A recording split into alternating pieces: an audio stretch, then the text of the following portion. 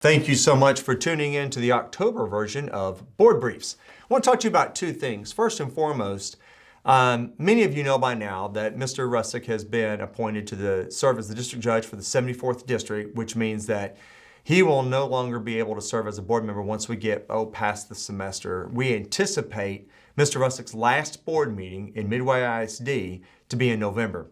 So that means we're about to have a vacancy. One of the things that was discussed at the board meeting was the process the board would use to fill that vacancy. They've decided to take applications and then from those applications, potentially conduct some interviews and have someone in place, hopefully by the December board meeting.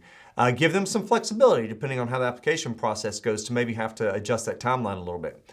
If you are interested in serving in that role, if you want to be a trustee on the Midway ISD board, then you should be watching our website. We're in the process right now of taking the direction we received from the board and turning that into an application process that you'll be able to access on our website.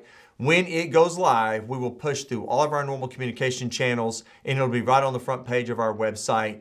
And it'll look for things like a resume or a biography. There'll be some quick questions for you to answer. And we'll also provide you some information like what does it take to qualify to be a board member and what are some of the demands. So be on the lookout for that. The other thing I would mention briefly is that we shared some financial information with the board, and one that I think is particularly interesting is that when you take Midway ISD and you compare it to similar districts, that is districts that have an enrollment between 7,500 and 10,000 students and have $100 million of outstanding debt, if you take us and you compare us to those other districts, we have the lowest amount of outstanding debt in any of those peer groups. Well, why did you look at the $100 million of outstanding debt? Well, the other thing that's a part of that comparison is districts that have increased enrollment over the last 5 years. In other words, districts that have had to pass bonds to keep up with demand. And so you look at us and you look at that group, we have the lowest outstanding debt.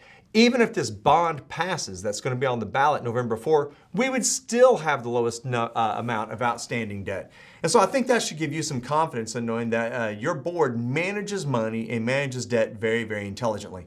The second thing you might be interested in knowing, same comparison group, second lowest INS tax rate. The only tax rate that's lower than ours in that tax group, in that comparison group is Barbara's here. Theirs is 0.239, ours is 0.24. It's pretty close to being tied for the bottom.